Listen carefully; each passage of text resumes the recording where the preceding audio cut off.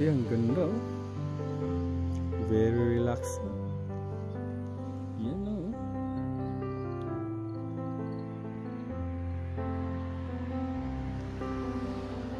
Zinnia plants, double petals, very easy to grow. Just like you sow and forget. 6 weeks. Going 7 weeks. Yan lang. Sinaboy ko lang ng seeds dyan. Voila. After 6 weeks. Ganito na siya.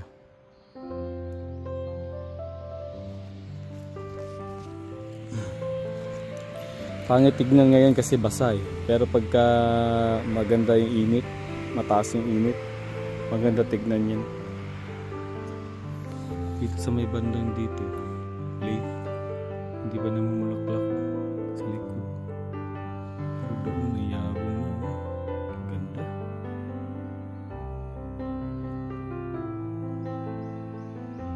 Dagdagan natin ng lupa dito para malagyan natin dyan.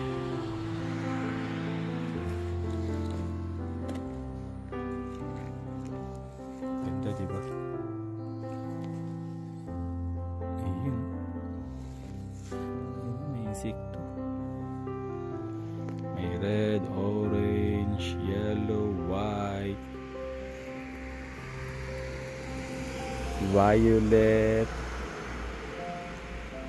light pink, dark pink, and bida yung ano natin, tanglad. Laki na ng tanglad natin, no? Pwede na pang tinola. Yan. Actually, gamot yan eh. Dito sa Japan, ano yan, ginagamit sa panggamot. Sa atin, nilalagay sa pagkain, sa sinabawang tinulang manok. Ganyan. Ang ganda, tignan mo. Yung mayabong yung ano ko blackberry ko Sino lang na-transplant ko siya dyan sa may ilang liters pa ito.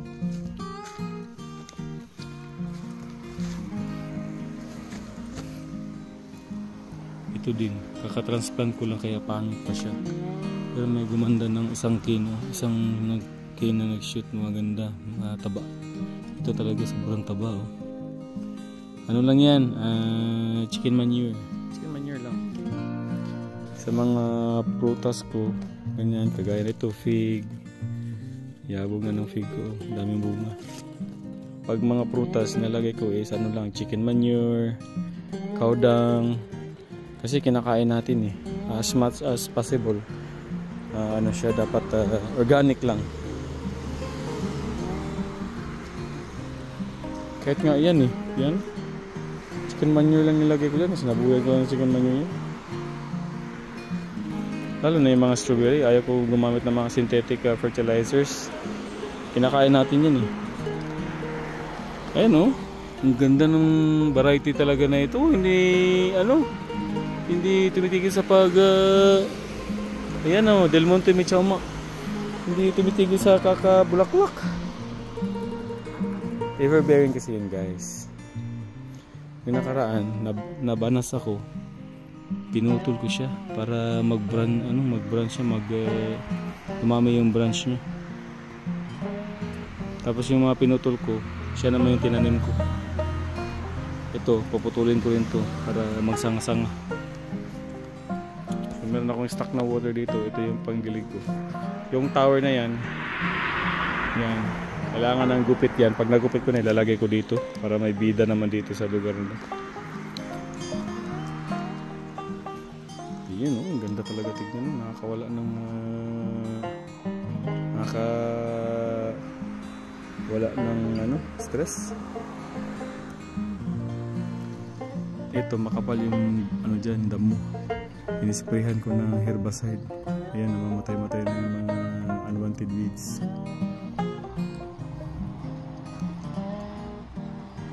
Ayos, di ba?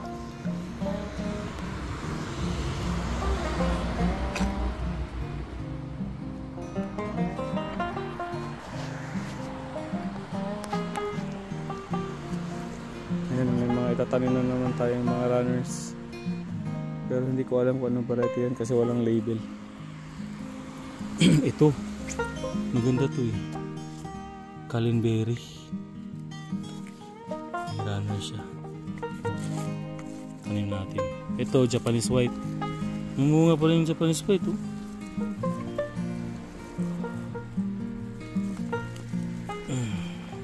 Daming mga unwanted weeds. Lilinisan din natin dyan. Wala pa tayong time. And then yung tomato natin, ano to, violet purple tomato. Ayan, kumukulay-kulay na pala. Ano yan? Purple tomato. Ito, ipasok natin siya sa loob para tumibay, hindi siya basta-bastang mababali. Ayan. Ayan, kagaya nito. Yung mga ano niya, pinapasok ko sa loob para hindi basta-basta mababali. Kagaya nito. Yan, nakalabas. Kaya papasok natin siya. Yan. Kaya maganda nga itong ano na ito. Maganda itong tawag nito. Itong nabili ko na ito. Hindi mo na kailangan tali-talian pa. Yan. Papasok natin dyan para hindi siya basta-basta mabalo. Mahal lang.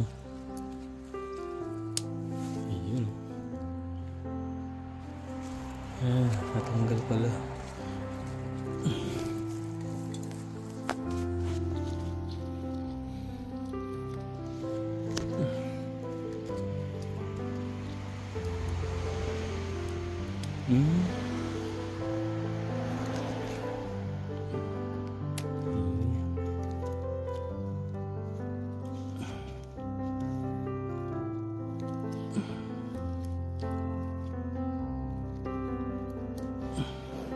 Ito guys, fertilizer ko nito is chicken manure lang din. Mura lang chicken manure eh, 15 kilos nasa 180 yen lang, nasa mga 100 lang din sa Pilipinas. Ito mayabong to kasi ano to, cherry tomato. Cherry tomato. Ito ipapasok natin sa loob.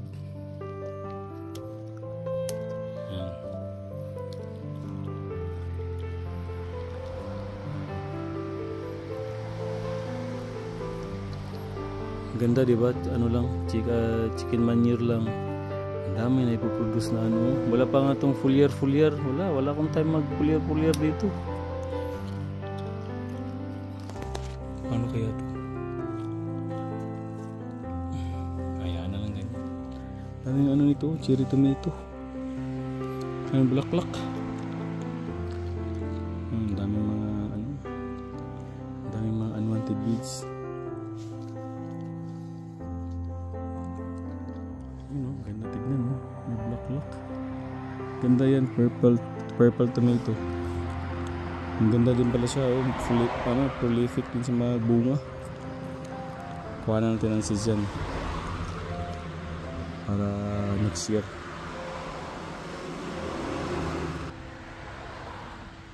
Ayun, parang nabubuhay na siya. Nag-shoot na ng ano, yung crown niya, bagong leaves. Ito dapat lagay na natin ito doon.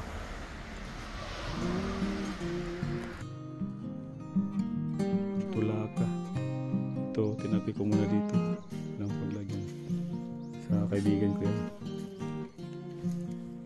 Ang ganda ng portulaka oh. Porcelain.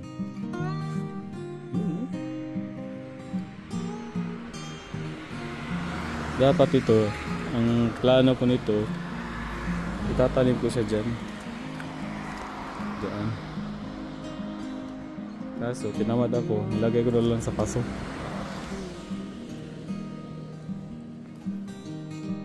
Ganda oh. Ano siya, parang carpet ba? Pa-cover niya yung ground. Walang kamatayan, periwinkle or vinca. Sa Pilipinas tinatawag namin ito sa amin ano man tawag ito sa amin, nakalimutan ko na. Sa Bisaya, kumintang. Yes, kumintang. Very abundant sa may baybayin. Kumintang white.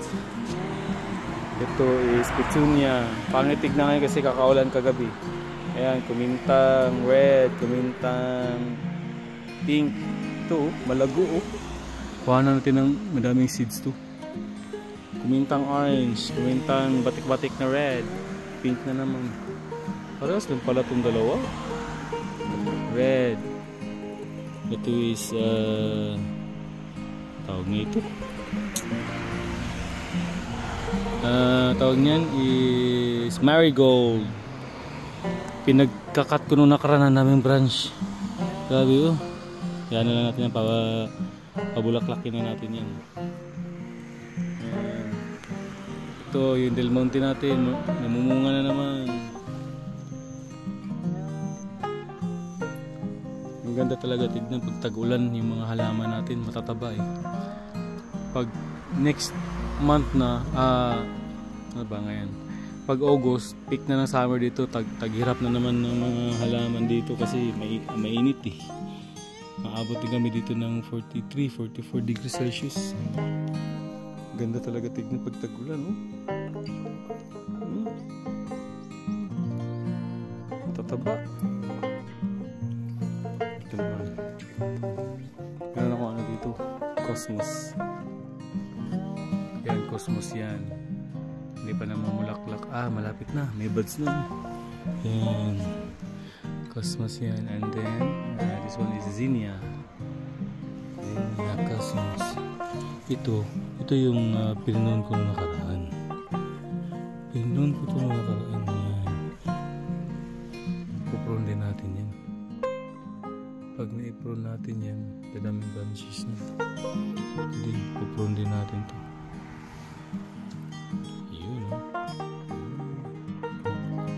Pag namulaklak yan, gaganda itong lugar na ito.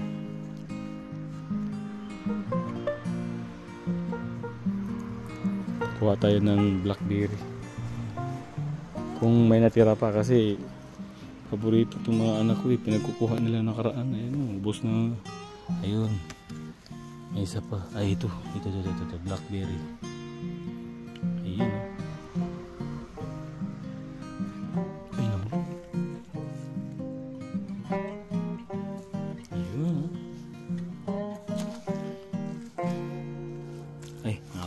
ko. Blackberry din pala ito. Hukayin natin yan, itatanim natin sa paso. Malaking paso. Yun. May kukun pa. Yan. Tingnan natin. Medyo maasim na may kukun pait na. Medyo matamis, hindi siya matamis guys, medyo maasim kundi. Pero maganda to sa katawan, very healthy. Ayun.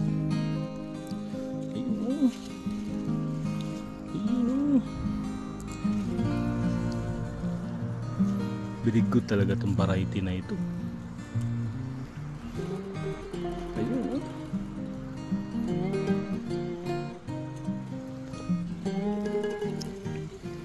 Sarap.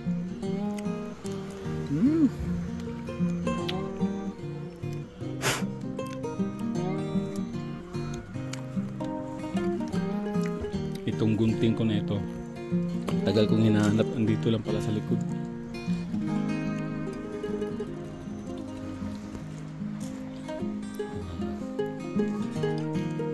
Ayun na muna guys ang update sa ating munting hardin year 2024.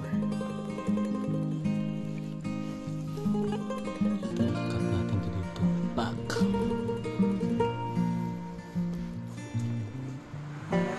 Isang napakagandang umaga dito sa aming lugar sa Japan. Makulimlim pero hindi kainitan. Medyo may konting lamig. And hi guys, how are you? Good morning. What are you doing? Are we gonna go to Kasagami Koen? Yeah. But Daddy have work tonight. I need to go sleep. Hi, Boncho. How are you? Good morning. There's no school today. Today is Saturday. School bukol ka kasi. You're a school bukol. You know what a school bukol means is? The baby doesn't want us go to school. It's a school bukol. Galit na siya. Sige na. Bye.